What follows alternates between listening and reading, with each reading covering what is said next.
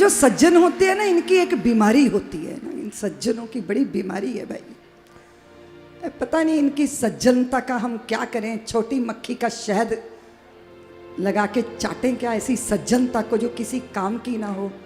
और बात दुर्जनों की दुष्टता की चिंता नहीं है बंधुओं। जेवर वालों, बंकापुर वालों, थोड़ा गांव वालों, खुर्जा वालों, गुड़गांव वालों, फरीदाबाद वालों, पूरे क्षेत्र वालों, मुझे तो सारा विश्व सुन रहा है। सारे विश्व के सज्जनों सुन लो, भय दुर्जनों की दुष्टता का नहीं होता, भय तो सज्जनों की निष्क्रियता का होता है। सज्जन बनो पर सक्रिय तो रहो, सक्रिय रहो, सैनिक बनो, वीर भोग्या वसुंधरा। ये डरपोक मत बनो। यह तो बतलाओ कौन यहाँ है जिसे प्राणों से प्यार नहीं है, मगर जगत में जुड़ा शुरू से मित्र कहाँ संघार नहीं है। मृत्यु क्या है वस्त्र बदलना, कुछ पल का विश्राम साथियों।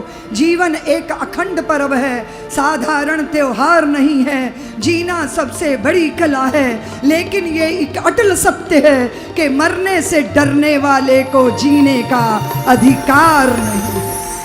निर्भय बनो, वीर बनो, साहसी बनो, दुस्साहसी बनो, देश धर्म के लिए जूझना सीखो। और सारी वीरता भाई की छाती पे चढ़ के मत दिखाना, वो कोई वीरता नहीं है, वो तो ईर्ष्या है। भाई और भाई के बीच में जो लड़ाई होती है ना, वो कोई वीरता नहीं है, वो तो ईर्ष्या है, ईर्ष्यालु चित्त होता है। तो मैं कहानी क्या कथा सुना रही थी, वो भिक्षा लेने गया था ना, सोच रहा था क्या मिलेगा, तो जो सोच रहा था वही मिल गया। और जब भोजन कर लिया फिर सोचने लगा साधु कि पहले तो भोजन करके आराम करता था। तो उन्होंने कहा कि वो देवी बोली कि महात्मा भोजन कर लिया, थोड़ा आराम भी कर लो। तो शैया पे लेट गया। तो सोचने लगा कि थोड़े दिन पहले तो अपने घर में अपनी शैया पे सोता था। तो वो स्त्री पास आई, बोली महात्मा शैया का क्यों चिंतन करते हो, मेरी हो या तेरी, तुम्हें तो आराम से मतलब है, आराम कर लो। अब ये चौंक गया, इसने कहा भाई गड़बड़ है, मैं जो सोचता हूँ ये इसे पता लग जाता है। तो अपने वापिस आया, गुरुजी को बोला गुरुदेव मैं वहाँ नहीं जाऊँगा, क्योंकि जो मेरे मन में आता है वो जान जाती है। तो गुरुजी बोले नहीं तुम्हें वहीं जाना है, 7 दिन वहीं भिक्षा लेने जाना है। बोले गुरुदेव वो तो मेरे मन की जान जाती है। गुरुजी ने कहा तो क्या हुआ मन की जान जाती है? तो बोले वो उसको देख के ना मेरे मन में आया था कि मैंने ऐसे जल्दी भगवा पहन लिए, और नहीं तो मैं भी ब्याह भी करता तो ऐसी स्त्री मेरी भी पत्नी होती।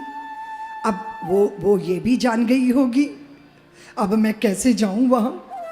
तो गुरुजी ने कहा भैया एक ऐसी बड़ी भव्य धर्मशाला बनी जिसमें बहुत पैसा लगाया गया और बड़े सुंदर सजाया गया।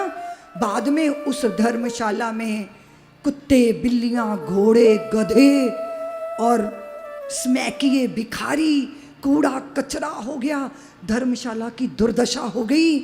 तो चेला बोला गुरुजी जरूर उस धर्मशाला में कोई पहरेदार नहीं होगा, तभी उसकी ऐसी दुर्दशा हो गई। तो गुरुजी मुस्कुराए, बोले मैं किसी धर्मशाला की बात नहीं कर रहा, मैं तो तेरे ही मन की धर्मशाला की बात कर रहा हूँ। जरूर तूने पहरेदारी नहीं की होगी, तभी तो ऐसे विचार तेरे मन में आए। तो सजग होकर अपने मन की पहरेदारी करते हुए जाओ। तो जब वो गया भिक्षा 2 दिन मांग के लौटा तो गुरु के चरणों में गिर के बहुत रोया। बोले गुरुदेव आपने मुझे सूत्र बता दिया। आपने कहा मन की पहरेदारी करना, मैं सजग हो गया। अच्छा बुरा नहीं, विचार ही विदा हो गए मेरे मन से। सजग होकर अपने मन की पहरेदारी करना, चौकीदार बनो, अपने मन के चौकीदार बनो। देखो इंद्रियों के ना घोड़े बंद, ये घोड़े जो इंद्रियों के हैं ये निरंकुश ना भगे। इसके लिए सजग रहना, सारथी बनकर जागृत रहना ये बहुत जरूरी है।